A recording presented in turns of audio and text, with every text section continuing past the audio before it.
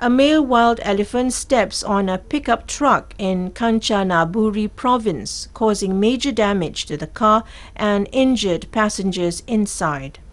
Mr. Suwan Bunketam, 69, his wife Payao, 65, and their daughter Kanita sustained injuries on their heads and were in shock when the rescue staff found them in the wrecked truck. Mr. Suwan, who is a fruit vendor, said he was driving home from a market and saw the elephant standing in the middle of the road.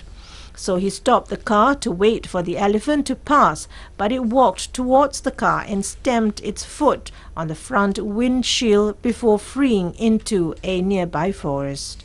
Upon receiving the report, Chief of the Salak Pra National Wildlife Conservation Park, Paitun Inthornbut, sent his staff to talk to the victims. He said the elephant was a male elephant. It was also injured before fleeing the scene.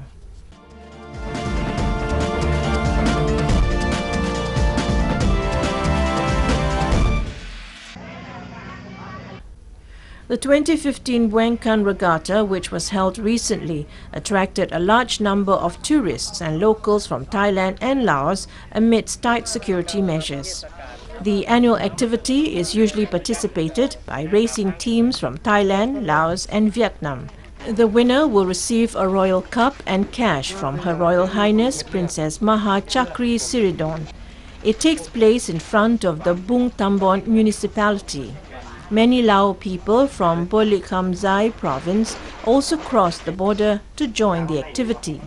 A large security team comprising both military and police officers performed strict checking of bags and belongings of the people who came to the event with illegal items.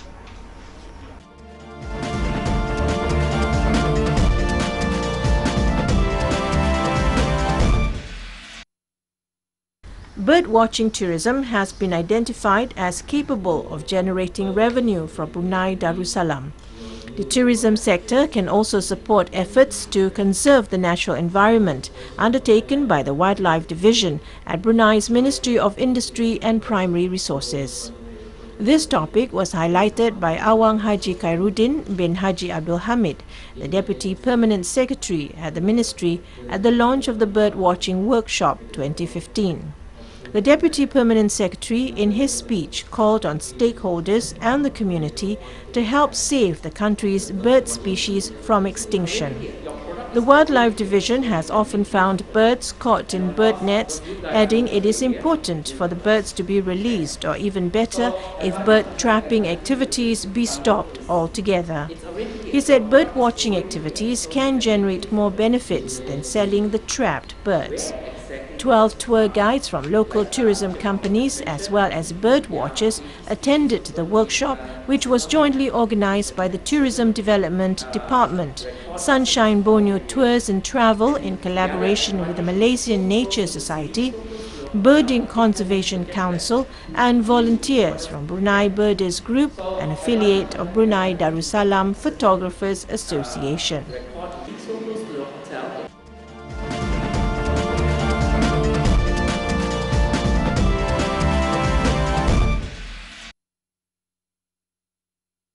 Cloud computing is expected to be the infrastructure upon which Singapore builds a smart nation.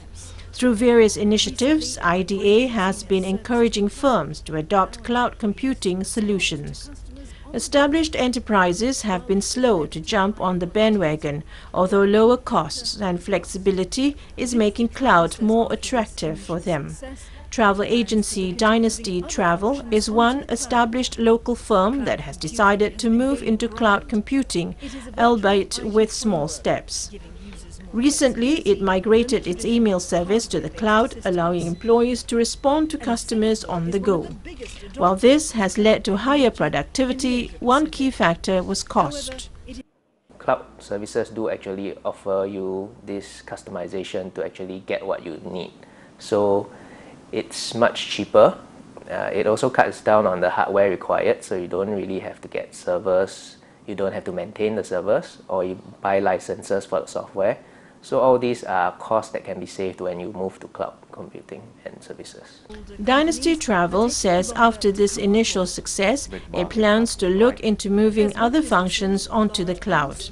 Cloud computing has been gaining ground. It is a virtual IT framework giving users more flexibility than the traditional hardware-based systems. And Singapore is one of the biggest adopters of cloud technology in the Asia Pacific. However, it is new companies that have embraced it more readily, while older companies are taking longer to come on board. Mid-market companies, right? They are the strongest skeptics of any technology adoption, which is with due reason, because they don't want to be in the bleeding edge of technology, and they rather see a proof of the pudding established before they go and adopt any technology area. So for those companies, what we see is that they're taking a piecemeal-based approach. So therefore, they are more on the ad hoc to opportunistic stage in terms of their maturity of adoption. As more businesses, large and small, eventually migrate services and business functions onto cloud, the platform could level the playing field for smaller companies. Traditionally, if you have a large IT budget, you actually can access the best resources. But in the cloud, because everyone's leveraging the same platform, an SME has the same resources as a big enterprise. So that leveling of the playing field becomes a competitive differentiator. Cloud computing is seen as an integral cog in Singapore's Smart Nation plan. And IDA has already launched a cloud service provider registry to help enterprises understand what different providers offer. The aim is to create more transparency in the cloud industry and facilitate adoption. According to research firm IDC, the cloud computing market in Singapore is forecast to grow to about $1 billion by 2017.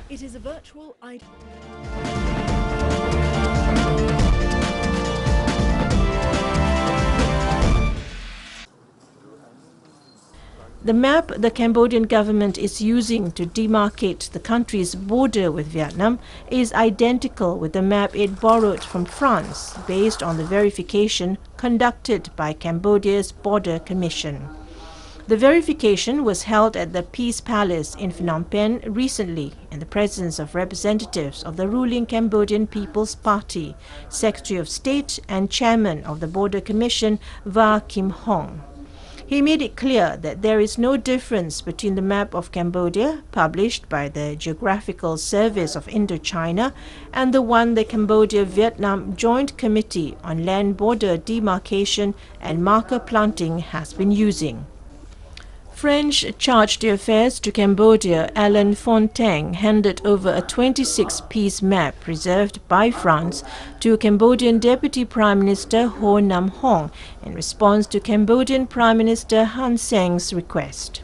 Ho Nam Hong declared that it was the official map produced by France in the early 20th century, and thus results of the verification should end all contention regarding border demarcation with Vietnam.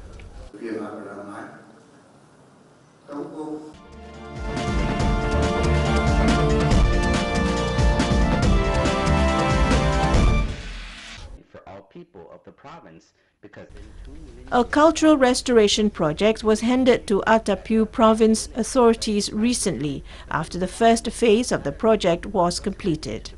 Costing more than $2 million or over 16 billion kip, the cultural project at Vatat village, Zay Seta district, aims to promote the history of Lao King Zay Seta Tirath to a new generation, as well as provide a tourism site for the province. The ceremony was held at the village to coincide with President Chumale Sese Sone and President Trong Tan Sang from Vietnam visiting the province to officially open Atapu International Airport. Atapu Provincial Governor Dr. Nam Viaket said the project is significant for all people of the province because it was specifically restoring the historical area linked to King Zay Seta Tirath, who died in 1572. Dr. Nam Viaket explained that it was identified by a small stupa containing his cremated remains, where all local people have been paying their respects for a long time. The restoration was started in 2013.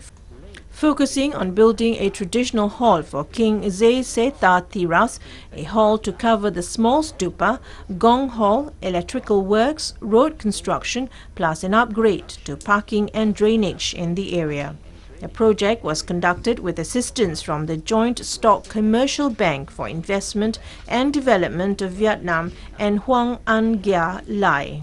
Board member and CEO of BIDV, Mr. Pan Duc Tu, said they hope this project, which is located in the hometown of President Chumale, will attract more and more tourists, both domestically and from abroad, to visit the cultural, religious and historical tourism site, as well as being the place to promote King Seta Thiras, who is a hero to all Loa people.